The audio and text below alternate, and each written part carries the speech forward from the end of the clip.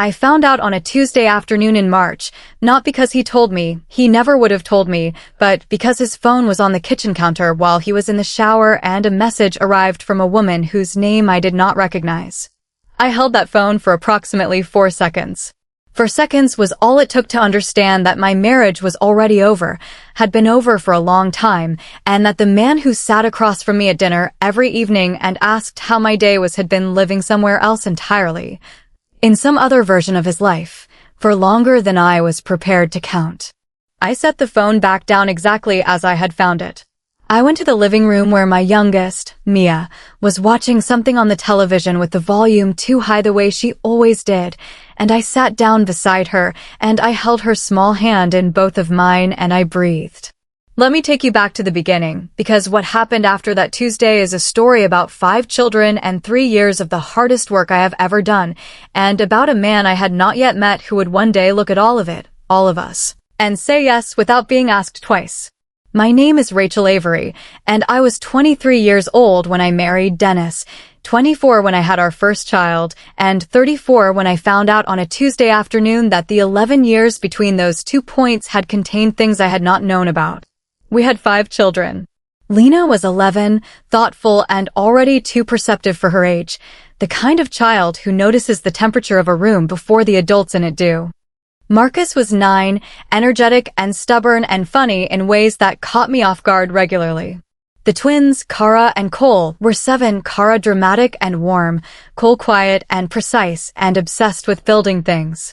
And Mia was 2, still small enough to fall asleep on my shoulder at the end of a long day, still young enough that the world was entirely comprehensible to her as long as I was in it. I had not worked since Lena was born. Dennis had wanted me home with the children, and I had agreed, because I had wanted to be home with the children, and the agreement had seemed straightforward and mutual at the time. I had a degree in early childhood education that I had last used professionally 11 years earlier. I had not kept up with certifications or continuing education in any formal way. I had a joint bank account that, when I sat down with my phone 2 days after the Tuesday and actually looked at the numbers, was significantly emptier than I had understood it to be. And I had 5 children who needed lunches packed and homework checked and bedtime stories read and someone to wake up at 3 in the morning when a bad dream arrived, regardless of what was happening to the woman responsible for all of it. I told Dennis what I knew on a Thursday evening after the children were in bed. I had spent 2 days deciding how to do it and had arrived at the conclusion that there was no version of this conversation that was not going to be exactly what it was. So I might as well be the one who said what needed saying rather than waiting for him to offer something I had not asked for. He did not deny it immediately, which I had half expected. He sat across from me at the kitchen table with his hands folded, and he looked at the table for a long time. Then he said he had not meant for it to happen. I told him I was not interested in how it had happened. I was interested in what was going to happen next, specifically regarding 5 children who needed stability regardless of what their parents were doing. He said we should try to work through it. I said I needed time to think. I was not lying. I did need time. What I was thinking, though, was not what he hoped I was thinking. I called my mother the following morning from the bathroom with the shower running so the children would not hear me. I had been trying not to cry for 2 days with the particular discipline of a woman who understands that her children are watching even when she believes they are not, and the moment I heard my mother's voice on the phone I could not hold it anymore. She listened without interrupting, the way my mother has always listened to the worst things, and when I finished she said she was coming, that she would be in her car in 20 minutes, and that whatever I decided she would be there for all of it. She was in my driveway in 23 minutes. I stood on the front porch and watched her car pull in, and I thought about all the times in 11 years I had told myself I was handling everything fine. I was not handling everything fine. I had not been for a while. I filed for divorce 6 weeks after the Thursday conversation. Dennis was not surprised, which told me something about what he had been expecting and perhaps about what he had wanted without being willing to say so. The proceedings were not hostile in the conventional sense. There was no screaming, no dramatic courtroom confrontation. What there was instead was the slow, exhausting arithmetic of dismantling a shared life. The house, the accounts, the custody arrangement, the 5 children who needed to understand what was happening in age-appropriate ways that I had to find the words for. each of them differently, because Lena's 11-year-old understanding was not the same as Marcus's 9-year-old understanding, which was not the same as the twins' 7-year-old understanding, which was entirely different from Mia's 2-year-old understanding, which was simply that Daddy was not sleeping at home anymore, and that sometimes Mommy cried in the bathroom with the shower running. The settlement gave me the house, which was the right outcome legally, but which meant I was also the one responsible for the mortgage on a house designed for 2 incomes, on the income of a woman who had been out of the workforce for 11 years. I applied for my early childhood education certification the week the papers were signed, because it was the fastest professional path I had available, and because I genuinely loved the work, and because I needed something that was mine and competent and useful. The certification process took 4 months. Cole built an elaborate structure out of cardboard boxes in the corner of his room and informed me it was a fortress and that nobody was allowed in without a password, which I respected. Mia, who was 2, mostly wanted her blanket and her juice cup and to be held. And in the evenings when the older children were in bed, I would sit on the sofa with Mia on my lap, and I would let her fall asleep there, because she was warm and small and real, and sometimes that was the most useful thing in the world. I got my certification. I found a position at a private preschool 20 minutes from the house, full-time, with a salary that covered the mortgage if I was careful and did not cover much else if I was not. I hired a woman named Gloria, who was 61 and recently retired, and who responded to my ad on a neighborhood board with an email so warm and practically detailed that I called her the same day. Gloria arrived the first morning at 7:15 and had all 5 children's names memorized by 7:30.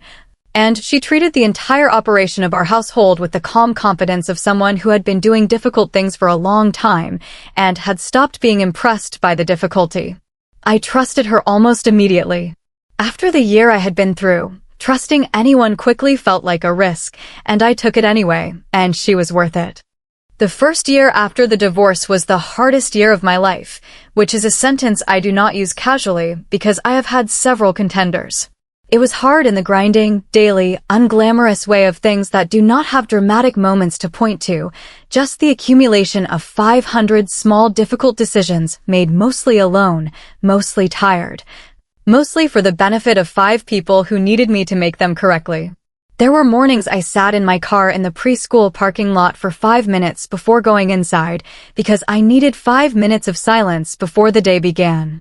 There were evenings I made dinner from whatever was in the refrigerator because I had forgotten to plan ahead and the grocery trip had not happened. There were nights Marcus had a bad dream and Mia had a fever and Kara had a project due the next day that we had both forgotten about, all on the same night. And I managed all 3 and went to bed at 1 in the morning and got up at 6 and did not tell anyone that I had cried in the shower at 1:30 because there was no one to tell. But there were also other things. There was the Saturday in October when all 5 children and I raked the leaves in the backyard together and Marcus organized it into a competition for who could make the biggest pile, and Lena's pile was objectively the largest, and she was so pleased about it that she did a small victory dance that made everyone laugh, including me in a way I had not laughed in months.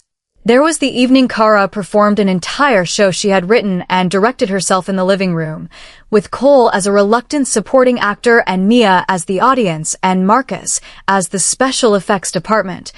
And it was completely ridiculous, and I laughed until I cried, and that time the tears were not the other kind. There was the Tuesday afternoon in November when I came home from work and found that Lena had organized the kitchen cupboards because she said they were bothering her. And the precision and care she had brought to it made me stand in the kitchen for a moment just looking at what my daughter had done, this person I had made, who was 11 and already better at some things than I would ever be. I was not fine. I was also not breaking. These 2 things were true at the same time, and I had to learn to hold both of them without deciding that one canceled the other. The second year was different from the first the way that the second year of anything hard is different, not easier exactly, but more legible. I understood the shape of my life better. I had gotten faster at the things that had felt impossible at first.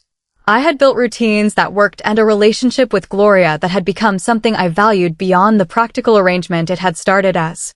I had found a rhythm at the preschool that reminded me why I had chosen the field, the specific satisfaction of watching small children understand something for the first time, the way their faces change in that moment. I started saving a small amount each month, not large enough to be significant yet, but mine. I went to a parent event at Lena's school and talked to another parent for 40 minutes about something unrelated to my children or my divorce and remembered that I was a person who could do that. I went to a movie alone one Sunday afternoon when the children were with Dennis, and I sat in the dark with popcorn I did not have to share, and I watched a film I had chosen entirely because I wanted to and I felt, sitting there in the dark. Something I recognized after a moment as ordinary contentment. I had not felt ordinary contentment in long enough that I had to sit with it for a moment before I believed it. It was in the early months of the second year that a woman I worked with at the preschool, her name was Diane, and she was quiet and warm and the kind of colleague who noticed when you were having a difficult week without making it a conversation, mentioned a man she knew. Not in the way of someone who is matchmaking with an agenda, more the way of someone who says a thing and then steps back from it. She said there was someone in her extended circle, a man named James, who had asked about me after Diane had mentioned me in passing, and that she thought he was worth knowing. She said he was 36 years old, that he had never been married, that he was steady and kind, and that she had known him for 12 years and had never once seen him be unkind to anyone. She said she thought I should decide for myself, and then she changed the subject. I thought about it for 2 weeks before I said anything back to her. Not because I was afraid of meeting someone. I had arrived, somewhere in the second year, at a relationship with my own life that was self-sufficient enough that the absence of a partner was not a wound the way it had been in the first months. But because 5 children is not a small thing to bring to a conversation with a stranger, and I had become very selective about who I let into the space that my children occupied. My children had already absorbed one large change. I was not interested in introducing uncertainty into their lives again until I was very certain that what I was introducing was worth it. I met James for coffee on a Saturday morning when the children were with Dennis. I had not told anyone except Diane and my mother, and I had told myself clearly before I went that I would know within the first 30 minutes whether this was worth a second meeting and that I was not obligated to provide anything more than an hour and a cup of coffee to a stranger, regardless of how much Diane trusted him. He arrived 2 minutes before I did, which I noticed. He stood up when I came in, which I also noticed. He did not spend the first 10 minutes talking about himself. He asked me how I was doing, and the question did not feel like a formality. I told him I was doing well, which was true, and then after a moment I told him I had 5 children, because I had decided before I arrived that I would say it early rather than building toward it or softening it. That it was simply a fact of who I was, and that watching someone's face when they heard it told me more than most things could. He did not look away. He did not rearrange his expression into something carefully neutral. He asked me their names. All 5 of them in order. I told him. He asked how old they were. I told him that too. He asked what Mia was like, whether she was walking yet, and something about the specificity of the question, that he had tracked the detail that she was 2, made me look at him more carefully. He was not performing interest. He was actually interested. I stayed for 3 hours. I drove home feeling something I could not name precisely, something that required a day or 2 to identify, which was that I had been heard by someone who was not obligated to hear me, who had chosen to, and that it had felt entirely natural and not frightening at all. We saw each other 6 more times over the following 2 months before I introduced him to the children. I was careful with the timing, and he was patient with the carefulness in a way that told me he understood what it meant without my having to explain it. When I finally told him I was thinking about introducing him, he said he would follow my lead completely, that there was no timeline he was working from, and that whatever pace I needed was the right pace. I believed him. What I was learning about James was that he meant what he said and said what he meant, and that this was not a quality I had encountered consistently in my adult life, and that its presence was something I was not going to take lightly. The first meeting was at the park on a Sunday afternoon. I had told the children I was bringing a friend. Lena had looked at me with the expression she had been using since she was 6 and had not said anything, which meant she was paying close attention. Marcus had asked if he could bring his remote control car, which he brought regardless of what I said, so I said yes. The twins had coordinated their outfits in the particular way they sometimes did, which I chose not to comment on. Mia, who was 3 by then, had opinions about her shoes. James brought a kite. Not as a performance or a strategy, I found out afterward that he had simply remembered Marcus mentioning something about the wind the week before when they had spoken briefly on the phone while I was driving, and he had thought a kite might be useful. Marcus's face when he saw the kite told me more than anything else could have about whether this was going to be all right. It was going to be all right. Lena spent the first hour watching James more than talking to him, with the particular assessment she brought to things she took seriously. At some point in the afternoon, she sat down beside him on the bench while Marcus was flying the kite and Kara and Cole were arguing about something at the water fountain and Mia was asleep in her stroller, and she asked him directly, in the voice she used when she had decided a question needed an answer, what his intentions were. I heard it from where I was standing and I held my breath. He looked at her for a moment with the expression of someone who had just been given a question they respected. He said his intentions were to be someone worth knowing and that the rest was up to everyone else. She considered this for about 4 seconds. Then she said okay and went to go help with the kite. It took time. Of course it took time. There is no version of a man entering the life of 5 children that does not take time, and James understood this and did not try to accelerate it. He was consistent in a way I had not fully experienced before, present when he said he would be present, absent when we needed space, never performing emotions he did not feel and never withholding ones he did. Marcus tested him twice in ways that I recognized as deliberate, and James handled both of them with the particular calm of someone who had decided what kind of person he was going to be and did not require validation in order to keep being it. Cole warmed to him slowly, and then all at once, the way Cole did everything. Kara adopted him within 3 weeks with the full-hearted enthusiasm she brought to everything she decided mattered. Mia, who was 3 and had no complicated history with any of it, simply accepted him as part of the landscape and told him one afternoon that his shoes were funny, which he agreed with completely. Lena took the longest. Not because she was unfriendly, she was always polite, always measured in the way she had been since she was small. But because she was 11 and then 12 and she understood more than the others did about what the previous 2 years had cost me, and she was not going to approve of anyone who was not worth approving of. The moment I knew she had decided was an ordinary evening about 8 months after the park, when I was in the kitchen making dinner, and I heard the 2 of them in the living room working on her math homework. He had not offered to help, she had asked him. I stood at the stove listening to him explain something about fractions in a way that made her laugh, and I felt something move through my chest that I had not felt in a very long time. The specific warmth of a life that has more people in it than it absolutely needs to function, and is better for the surplus. James asked me to marry him on a Sunday morning in May, in the kitchen, with no audience and no performance. While we were making breakfast and Mia was pulling things out of the lower cabinet and Marcus was still asleep and the twins were arguing about something in the next room. He said he had thought about how to do this and had kept arriving at the same conclusion, which was that the most honest place to ask was here, in the ordinary morning of the life we had been building, because that was what he was asking to be part of.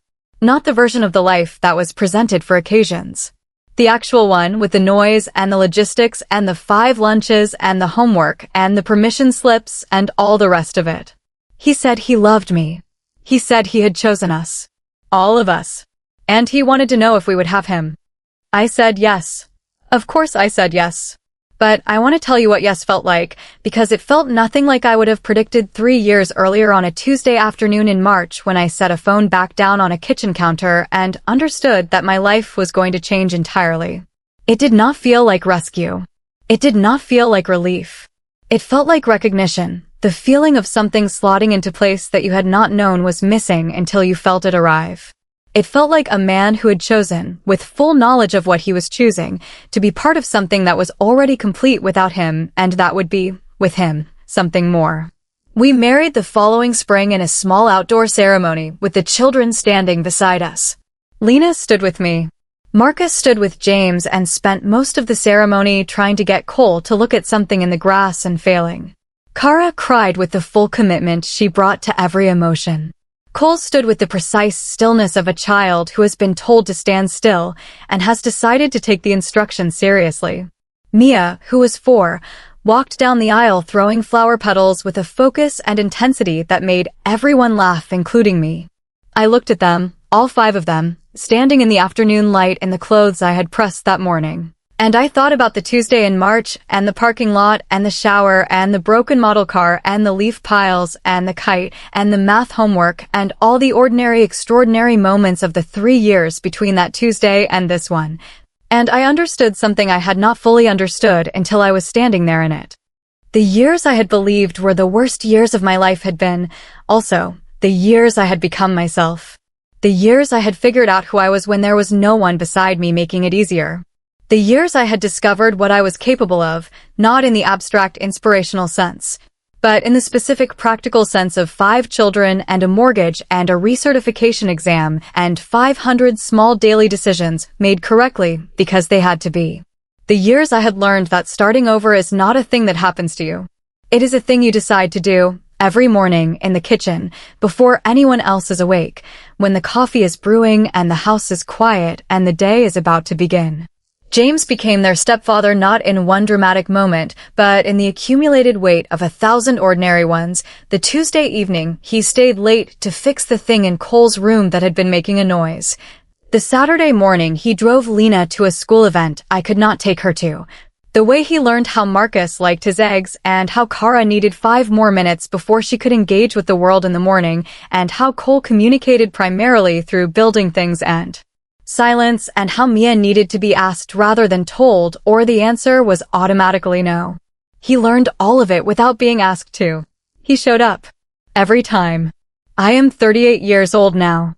I have 5 children who are healthy and loud and completely different from each other.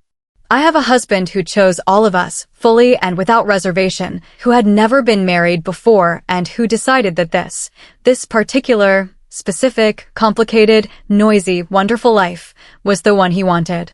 I have a job I love and a home that is mine, and the deep, settled knowledge of what I am capable of that only comes from having been required to find out.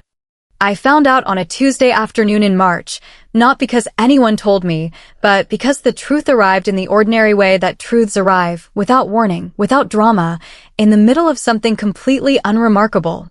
I held a phone for 4 seconds. I set it back down.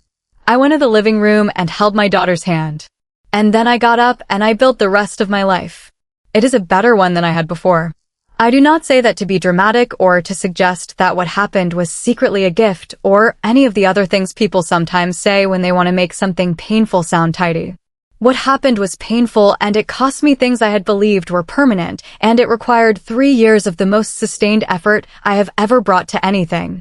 I say it because it is simply true. The life I have now is better than the one I had before. Not because of what I lost, but because of what I chose to build from what remained. My youngest fell asleep on my shoulder last night the way she has since she was 2, and I sat there longer than I needed to because she was warm and small and real, and because some things do not require any other reason than that. That is the whole story. A woman who had everything change on a Tuesday afternoon and who chose, every day for 3 years, to get up and keep building. And a man who had never been married and who looked at all of it, all of us, and said yes. That is enough. That has always been enough.